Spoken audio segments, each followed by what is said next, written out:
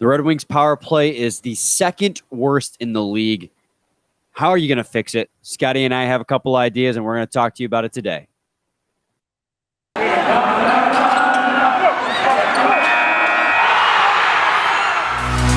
You're Locked On Red Wings, your daily podcast on the Detroit Red Wings. Part of the Locked On Podcast Network, your team every day.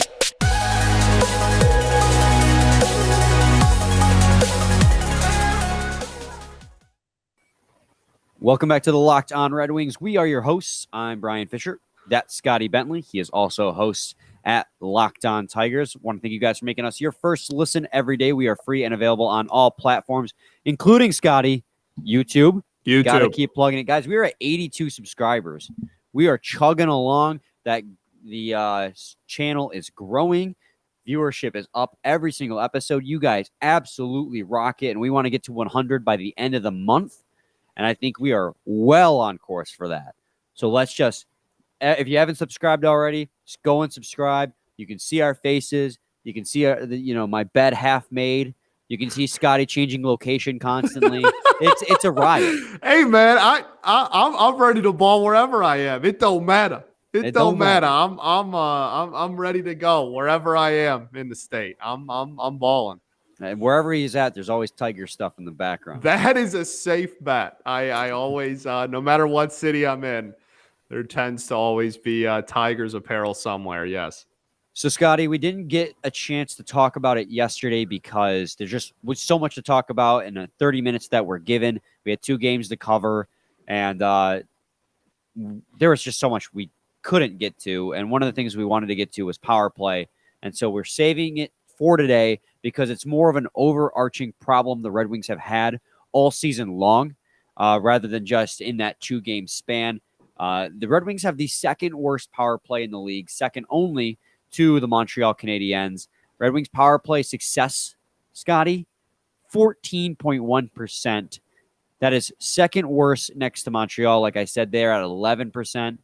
Again, it's a little bit better than last year. Last year, it was 11.3%. So, oh boy, we gained 3%. But last year, Scotty, second worst in the league still. So we've changed coaches. We fired Dan Bilesma, got a new head coach in here, got not new head coach, but new power play coach in, and Alex Tanguay. And for a little bit, it looked like it was heading in the right direction. It felt fresh, but now it's the same old, same old. It's stagnant as all hell, and nothing is going right for this team. And I just, Scotty, we have a couple ideas of how to fix it, but it's just, there's so much going wrong with it. Yeah. I mean, it's the last month. It's been a train wreck. There's no hiding it. There's no beating around the bush there. The last, I'd say since the start of December, probably a little over a month, it's been a complete catastrophe. It's never good when people start making jokes about how you're a bigger threat to score on the penalty kill than you are on the power play. That's usually like, all right, like let's maybe take a look in the mirror and figure out. That was after 100 games where they didn't score. That was after snapping on a 100-game, shorthanded goalless streak. So it's well, here's the thing. Like again, like you said, it started off not fantastic, but it started off better than what it was. And people were like, all right, like maybe this is something to build on, whatever. And then even through a lot of the personnel changes and stuff, like early on, it really did seem to kind of hold a decent amount of weight and was a relatively successful, not maybe successful is even too strong of a word, but a halfway decent power play. And I mean, we'll get into what we think is wrong with it specifically and what we think needs to be done to fix it here, but it's been really, really, really bad. Yeah, and in the start of the season, they had 4 power play goals in the first 6 games of the season, and then from there, it became more and more frequent, with the exception of the Vegas game where they potted 2 and 4 opportunities. But it's been super infrequent. They did score 1 power play goal against the Anaheim Ducks on Sunday night. That was the 5-on-3 Philip Hronek goal, but it's just a lot of it has to do and it's not the systems they're running, it's how they're running them. And that leads us into like how we can fix the Red Wings power play, a lot of it has to do with just they're running for 5-on-4 situations. They're running a 1-3-1, which is a standard in the offensive zone power play schematic. You have one guy at top, three guys in the middle, one guy in front of the net. Across, the three guys in the middle are across. The middle guy is considered the bumper. And that is immediately where the first problem comes in is you don't have the right guy running the bumper for the Detroit Red Wings. That they have the large part of the time, they have Lucas Raymond playing the bumper in the middle of the power play. And that role is usually reserved for, and Lucas Raymond is a super skilled guy, but he is dynamite from the left circle. You would want him in the left circle because he has a tendency to unleash really good slap shots. You want a guy who, like Dylan Larkin, in my opinion, this is where my first suggestion to fixing the power play is. You want Dylan Larkin to play the bumper in the middle because he is your two-way forward who can play both sides of the ice. He is a constant threat. He's going to draw defensemen towards him, but he also has the hockey IQ. And Lucas Raymond has the hockey IQ too, but playing bumper is kind of a lot for a rookie in your first NHL season on Power Play 1. Have Lucas Raymond play on that outside where he can unleash one-timers like he's done already multiple times this season with Dylan Larkin in the middle to play bumper. I think that's immediately the first thing that's got to do is get Raymond out of bumper to a scoring position, get Larkin in there in the middle because Larkin's going to excel in a position where he can control the flow of the power play. Yeah, well, I mean, it like that seems fairly obvious. You know what I mean? That's the closest position, like full strength position that resembles the bumper is the center. Like I don't. This isn't like groundbreaking stuff. You know what I mean? Like that seems like a pretty natural transition. And honestly, I think. Well, I agree with you, but I honestly think that it might have. That suggestion might have more to do with Raymond and how successful and how dangerous he could be on like permanently on the outside of a power play than it is even Larkin then coming up the middle. Like I think Raymond back in his again natural position more or less could be incredibly dangerous, and we do rave about Raymond's hockey IQ and his ability to see the ice and stuff all the time. And someday he might be able to take that over and be incredible at it. But for now, I mean, clearly something's broke. And if it is broke, you do fix it. And I think that's a pretty like not super groundbreaking, like seems fairly obvious change that can be made immediately. And I don't think it would throw a wrench into like, plays or chemistry, and no one have to relearn like a brand new position or role or anything. Like that seems like a pretty natural transition. Well, yeah, and like the other aspects of the power play on this first power play unit especially look fairly solid. Moritz Seider quarterbacking from the point makes perfect sense. You got Tyler Bertuzzi down in front of the net. That makes perfect sense. Now, Robbie Fabry on that opposite wing, so to speak, on the opposite end of that three, that was the one guy I could see you rotate in and out if it stays unsuccessful. He's been pretty good, but honestly, with how bad they've been, it's just tough to say because who do you throw up in there? That just comes where the depth becomes an issue. That top line has such good chemistry, but you're running four forwards on a 1-3-1 power play. Who's that fourth forward that you can throw in there to have that chemistry with the other guys? You're not going to do Pius Suter because he is your second line center for the power play. So it's got to be like Robbie Fabry, Philip Zadina.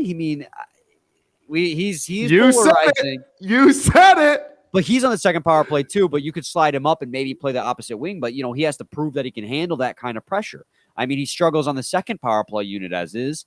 So Vlad Nemesnikov, you give him a shot. I'd be okay with giving him an opportunity that's up there. Not a bad move. Well, that's the other thing you have to juggle with, right? Is you have to juggle with the fact that there is then two power play lines. And so like we can mix and match and adjust, our ideal personnel for the top one. but then we're turning around and could be hosing ourselves. And you don't want an irrelevant second line power play. You know what I mean? That really would just put you back in the same situation we're already in. So I guess, I don't know, man. Just throw Rass in there. See what happens. Okay. Get Smith in there. Let's just throw Rasmussen on the wing. He was good for a game on the wing. Let's just throw him in there and see what happens. Yeah. We're going to continue this conversation on the other side of this. We got to talk about the 5-on-3 that they had the other day because they ran an umbrella, which is a favorite of my men's league team. But we'll talk about that. Not my men's league team, the umbrella. Of the 5-on-3 on the other side of this break. But first, got to talk to you guys about Primal Origin Oils. Got beard, get Primal. You heard me right. If you or someone you care about has a beard, it needs to get Primal. Maybe you're that guy who has never considered the benefits of treating your beard with product.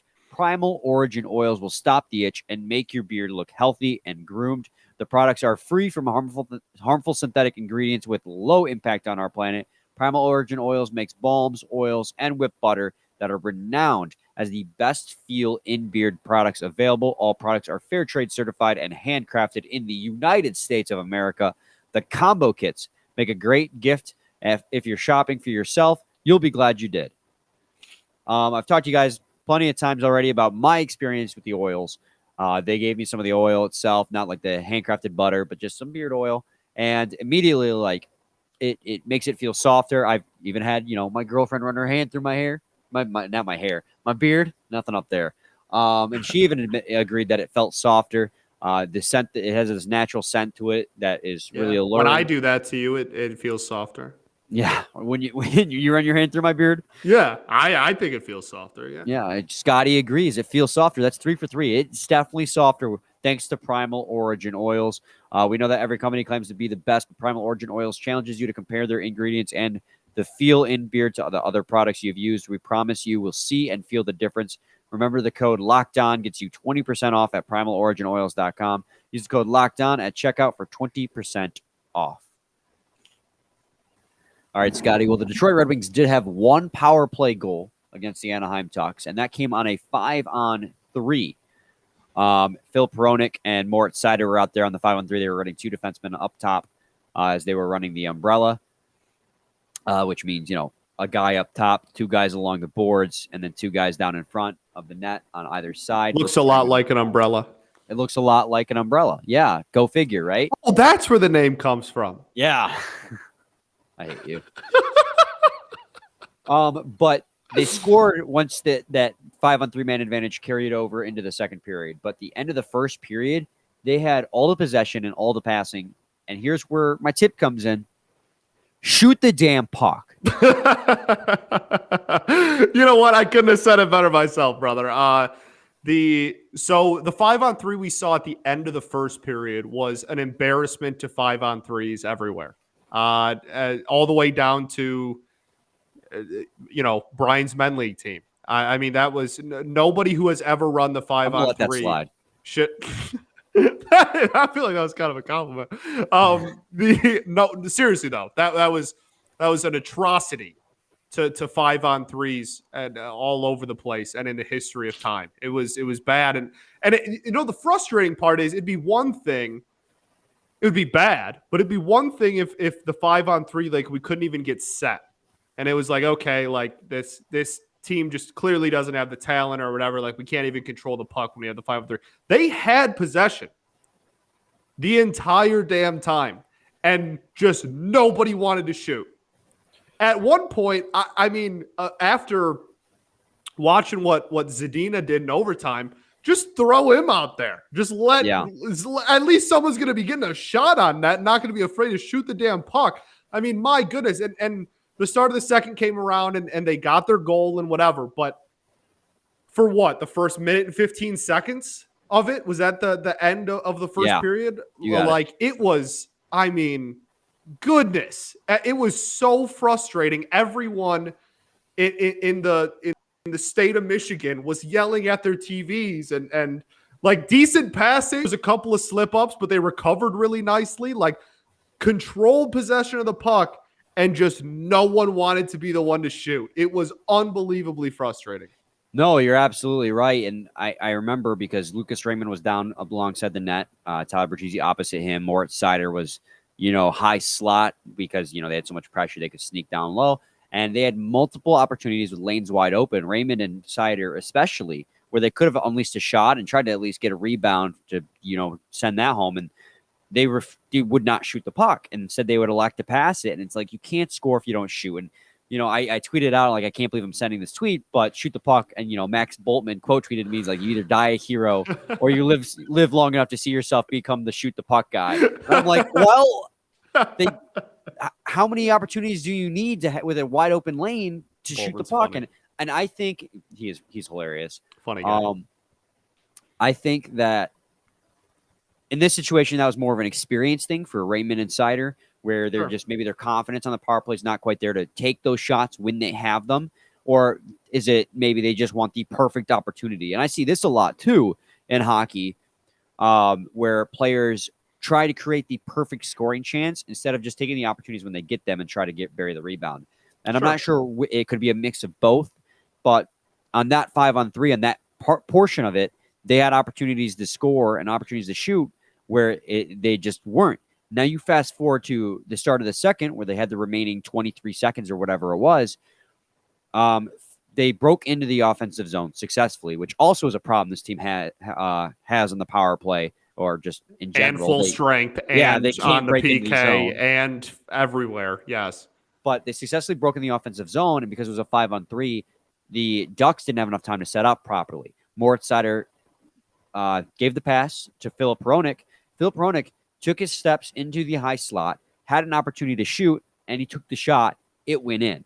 Like, that is what happens when you have possession and you have the lane on the power play. You shoot the puck, and it might go in.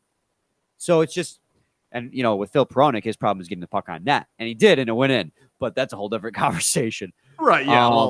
Yeah, we don't shoot need the puck on the power play, and pucks go in the net.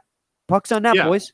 Pucks on net, boys. Get pucks deep. And like, it was unbelievably frustrating to watch. And they, when they did score, everybody was like, oh my goodness, finally. Good Lord. Like, thank you for finally someone just letting it rip. And you're right.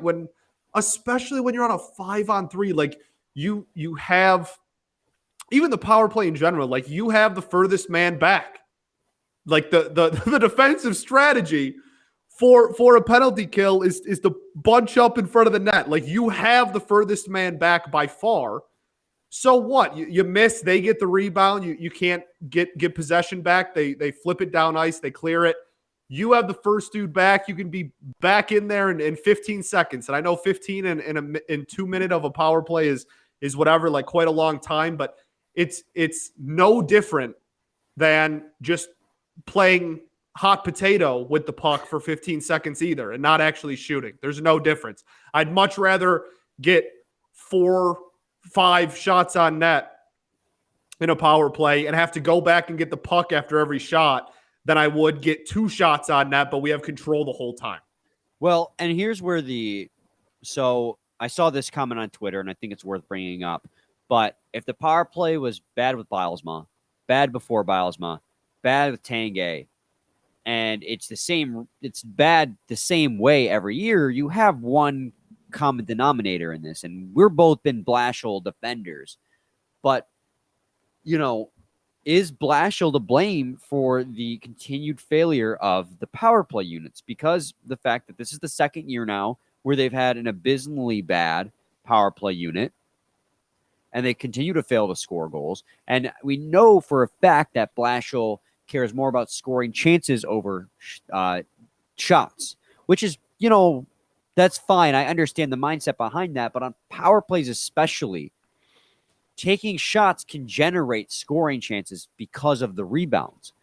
So if he's trying to, and this is just speculation on my part, and I will admit that, but if he's trying to coach the players to get better scoring chances rather than take shots on net, I think on a power play, that's a little bit of a detriment because of the fact that you're passing up on shot opportunities to make another pass on a limited time frame where you have an extra man on the ice, where that shot you take could create a rebound that could create a scoring chance. Now, I know you don't want to take shots from like the goal line where your angle is horrible, but if you have an opportunity in a slot, if you have a lane and you have guys on either side of the net on an umbrella or either side of the net on a 1-3-1, take that shot when you have a lane and it might just go in. Osterley did that at even strength. It went off Nemestikov's leg and went in. Sometimes it is better just to take the shot than to look for the best situation possible to take it. Yeah, I mean, I'll be honest. I'm at the point currently with how rough the power play has looked over the last month and a half that if you get the puck, period, in the slot, I want you firing away. I don't even care anymore. I don't care if there's 3 opposing men in front of the net. I really don't care at this point. Let it rip. Something will happen. We saw the Bertuzzi goal the other night, the ridiculous little like back flick that found its way in.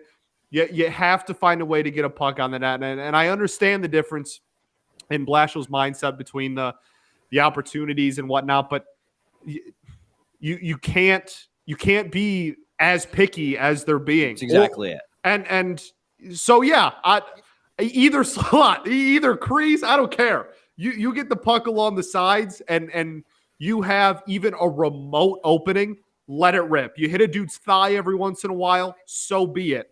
I don't care. Something needs to happen because whatever we've been doing is clearly not working.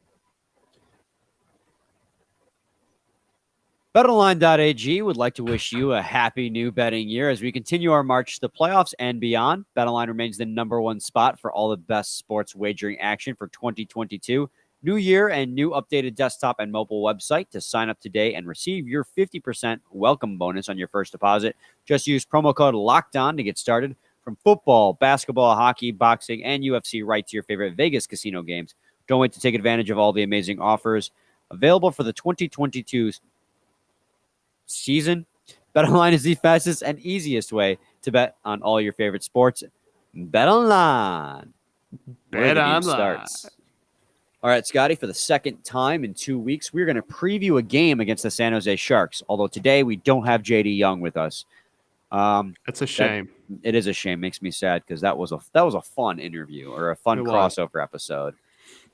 JD's a hell of a guy.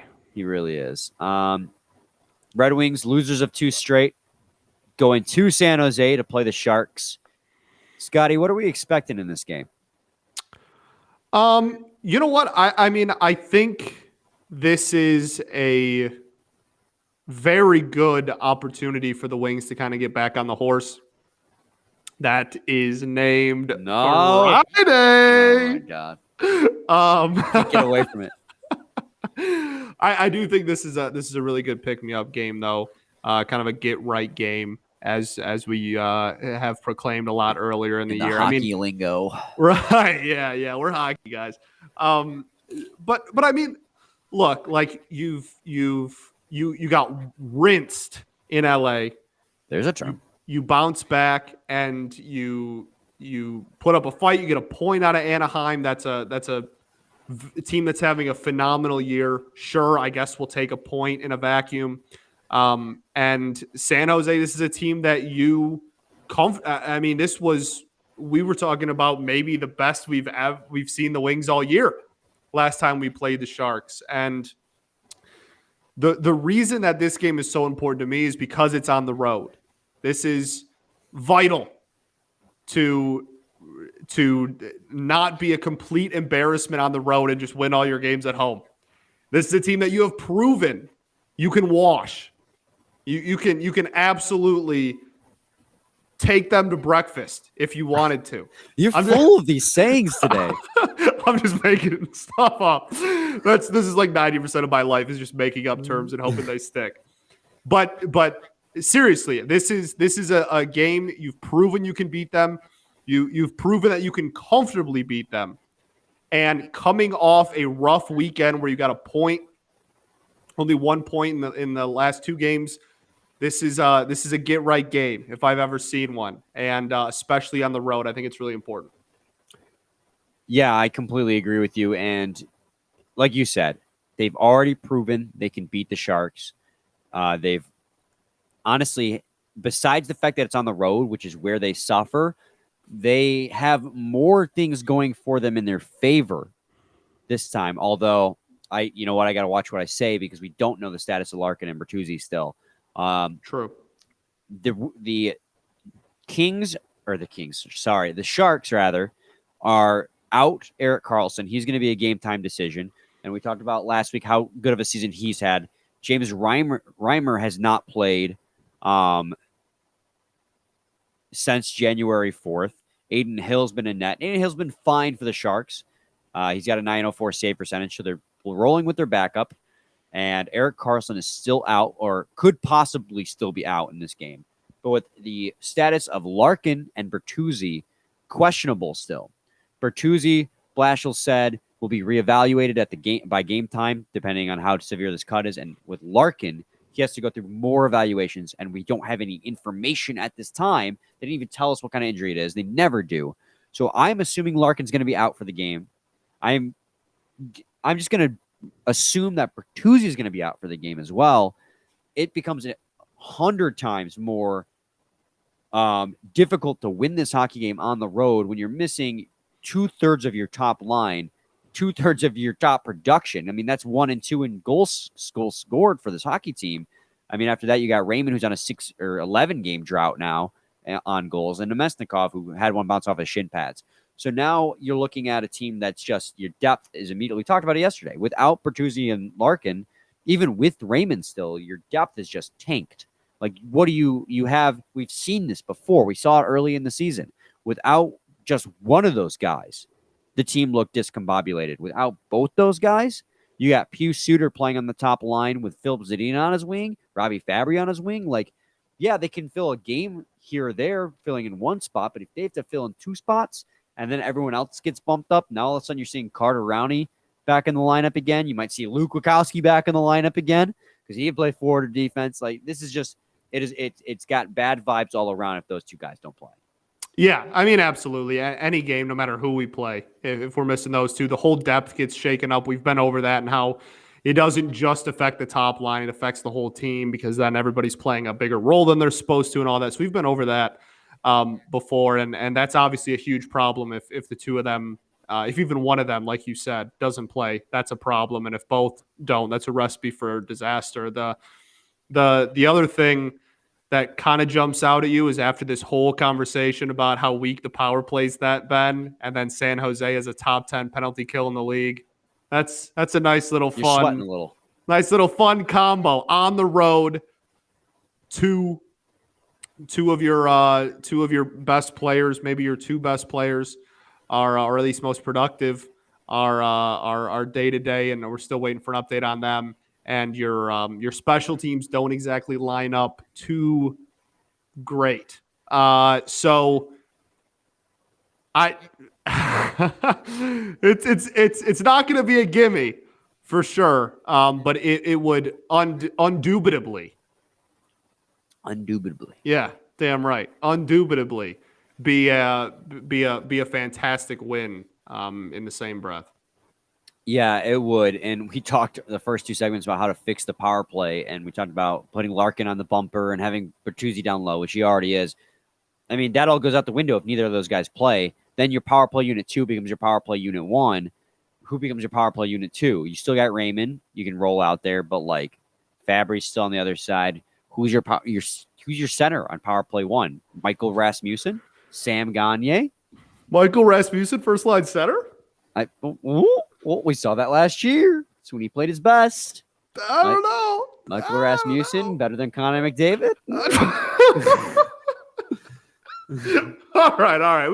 We have fun here. Now we've crossed the line. We have fun here. No, and then like honestly, one of the biggest things if those 2 don't play, everybody's eyes are already on him just naturally because of how polarizing he is.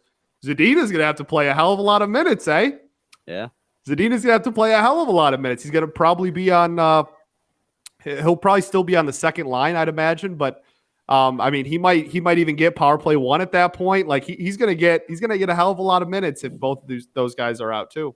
Yeah, and that's gonna be something to keep an eye on as we continue. We always keep an eye on Philip Zadina because he's just no matter what, because he's Philip Zadina. He's Philip Zadina. Anyways, without if Larkin and Bertuzzi play, got a good feeling about this game. If Larkin and Bertuzzi don't play, I got a very bad feeling about this game. And I think that's fair. I think that is completely fair. I want to thank you guys for making Locked On Red Wings your first listen every day. Now make your second listen Locked On Bates. Locked On Bates. Now make your second listen Locked On Bets, your daily one-stop shop for all your gambling needs. Locked On Bets, hosted by your boy Q, with expert analysis and insight from Lee Sterling. It's free and available on all platforms. Locked On Bates. Any final thoughts? Shout out to Georgia. And we ball. We absolutely ball. We'll be back with you guys tomorrow for a post-game recap, hopefully recapping a win. And, yeah, we're going to keep on chugging along. Same time, we ball. Same place. It's your team every day. Every day.